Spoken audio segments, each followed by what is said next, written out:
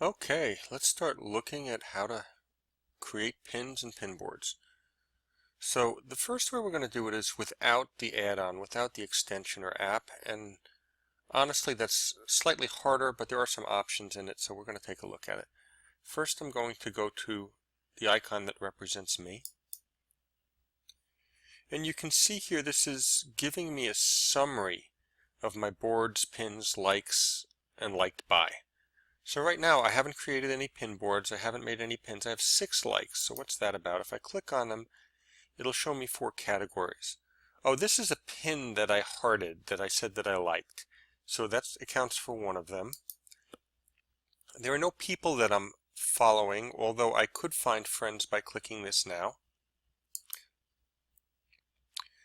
I don't have any boards yet, so that's not among the 6 things that I like. But I did flag 5 topics when I originally created the account. Okay, so my likes consist of 1 actual like of a pin and 5 categories. Let me just go back to boards to neaten up the screen a little bit. Now, in the lower right-hand corner, you have a question mark.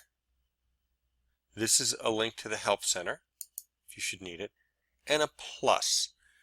So if I'm not using the extension, this is how I can add something to Pinterest.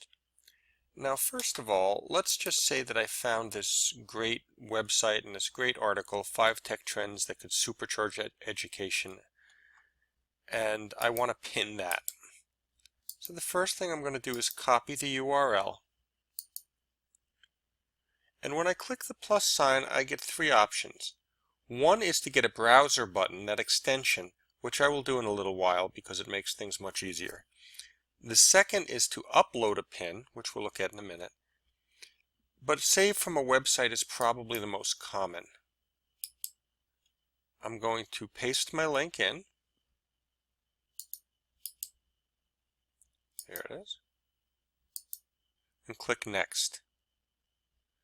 It's analyzing the site for a second, and it's gone through that article and it's grabbed a lot of graphics from that article, and I can decide which one I'm going to use as the visual representation of my pin.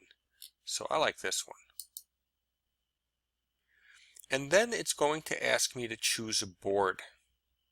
And I don't have any boards yet, so I'm going to create one.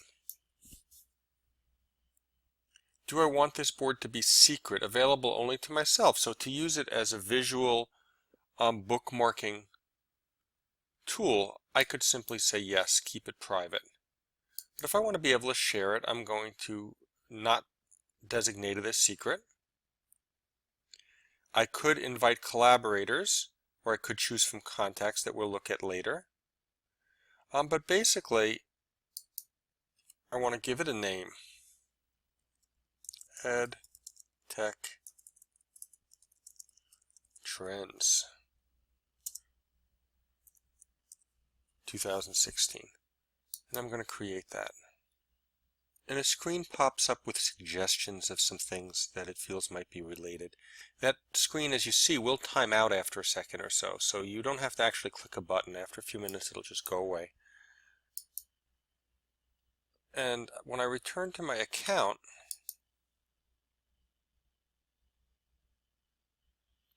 you'll see that I now have 1 board. If I click on the board, you can see that I have 1 pin.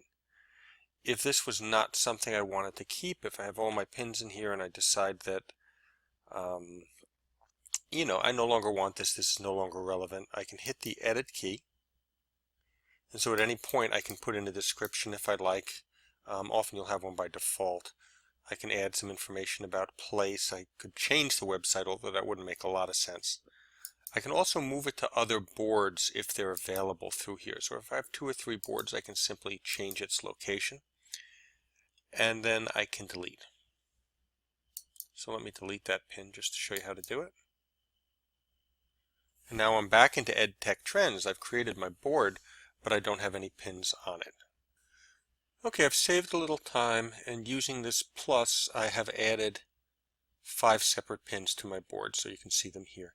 What I'd like to do now is I'd like to upload a file from my computer and add it to my board. So as you can see, Pinterest is a very visual medium. So when I upload my file, I would like to be able to associate a picture with it. So I simply went to Google image search and searched for the word file, and this one's okay. So what I'll do is I'll use this image anytime I want to share a file.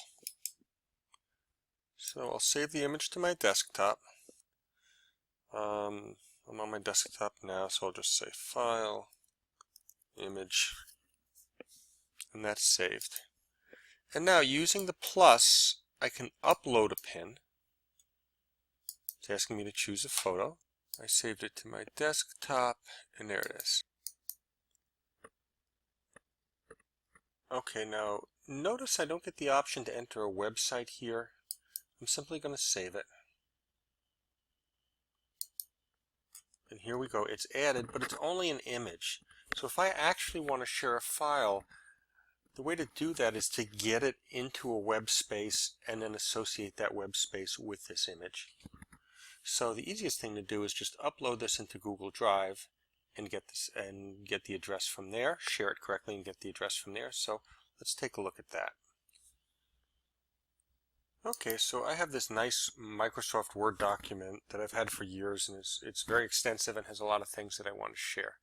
So the first thing that I want to do is I want to output this as a PDF, because a Word file is really not the best thing to share unless you're sharing a document that someone can download and then edit. But if they don't have Microsoft Word, they're not going to be able to do that.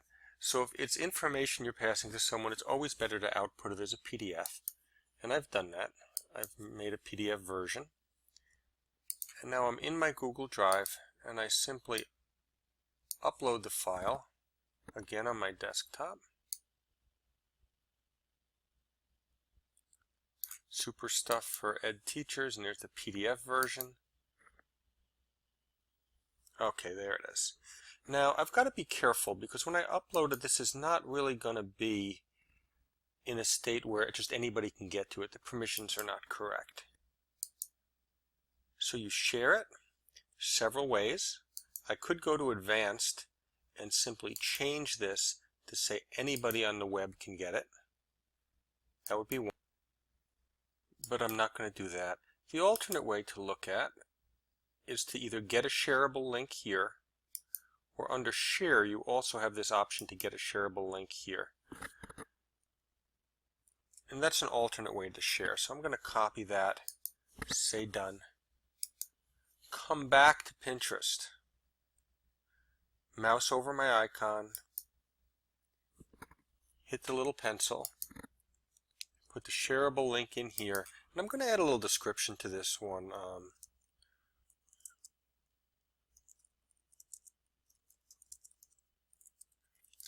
Because if I was going to reuse that image a number of times for different resources, I certainly would want a description so that someone could discern between the resources that were available from each of the different images. And I'm going to save that.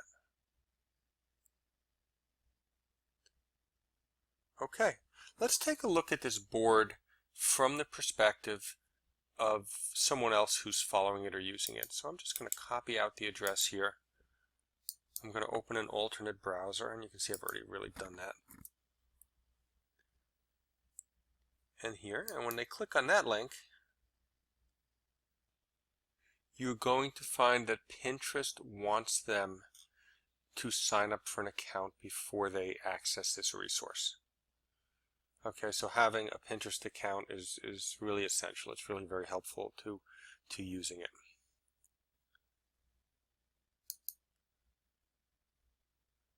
Okay, let me just come back there. Okay, so those are the basics of how to use this link or this button to either upload and link to something that you have in a web space or to save from a website. And the one advantage of using the upload is it allowed me to pick an image to go with it. If I could have taken that shareable link and done it directly here from Save a Website, but it would have been more difficult to get the picture that I wanted. Okay, in our next video, we're going to look at how to get the browser button and how to use that, which is a much more convenient way of using Pinterest.